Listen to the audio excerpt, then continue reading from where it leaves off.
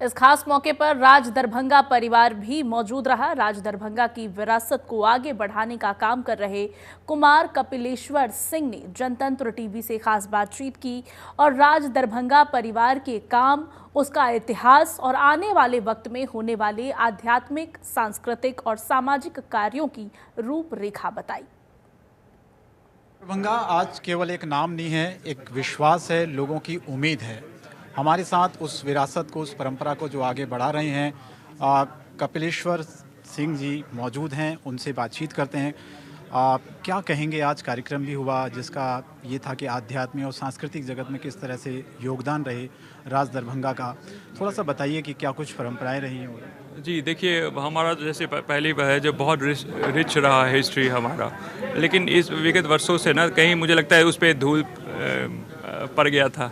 तो मैं चाहता था, बहुत दिनों से था, जो मुझे एक हिंदी में एक किताब निकालने की इच्छा थी, बिकॉज़ इंग्लिश में है, लेकिन आप जानते हैं ज़्यादा तो इंग्लिश के हमारे पढ़ने वाले नहीं हैं। तो मैं चाहता था जो आम भाषा में हो और संक्षिप्त में, चूँकि 400 साल का हम लोग का इतिहास है, तो संक्षिप्त में कहा जाए। तो फिर फाइनली ये किताब निकली है, जिससे लोगों को पता तो चले जो क्या कंट्रीब्यूशन है राज दरभंगा का, मिथिला का राष्ट्र निर्माण में। और उसके बाद हम चाहते हैं एक डॉक्यूमेंट्री भी बनाएं, 3-4 एपिसोड का, जो मे बी अमेज़ॉन में या नेटफ्लिक्स में या सोनी में जो चले, जिससे आम जैसे जनता की व्यूवरशिप ज़्यादा बढ़े। यही दूसरा मैं सवाल ये पूछना, आपने सांस्कृतिक जगत में काम किया, शिक्षा के क्षेत्र में काम किया और इसके अलावा आध्यात्मिक जगत में आप बहुत अच्छा काम कर रहे हैं। कई मंदिरों का आप कह रहे थे कि जीर्णोद्धार किया है, आगे क्या प्लानिंग है? देखिए, बहुत सारे मंदिर हैं हमारे, जैसे कामेश्वर सिंह रिलीजियस ट्रस्ट है, उसमें 108 मंदिर है। लाहौर में भी है, बांग्लादेश में है, कामाख्या के ऊपर में भुवनेश्वरी मंदिर है, पटना में है, बनारस में है।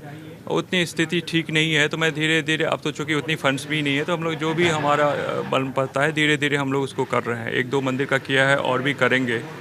तो मैं चाहता हूँ जो इसी तरह से कुछ रिलीजियस टूरिज़्म पे डेवलप किया जाए। जैसे अहिल्या स्थान है, बहुत हिस्टोरिकल है, श्री राम जी पधारे थे वहाँ पे, उसको एक हब बनाया जाए।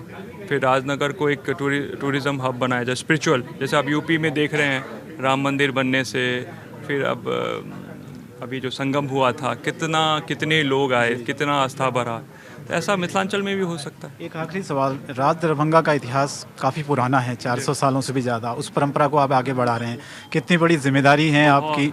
कभी कभी तो विचलित हो जाता है शुरू में, लेकिन सब कृपा है, कंकाली जी, सलासर बालाजी, सब श्यामा माई का जो खुद हो रहा है सब कुछ। आपके पुत्र का भी आप जन्मदिन है जी।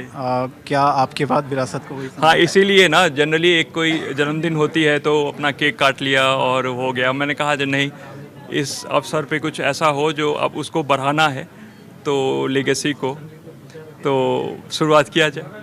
Thank you so much. तो ये थे कुमार कपिलेश्वर जी, और जो कि राज दरभंगा की जो विरासत है उसको आगे बढ़ाने की उनके ऊपर जिम्मेदारी है। और आज एक कार्यक्रम भी था कि किस तरह से इस पुरानी परंपरा को आगे बढ़ाया जाए। कैमरा पर्सन लक्ष्मण के साथ मैं शंकर दत्तपन, जनतंत्र टीवी।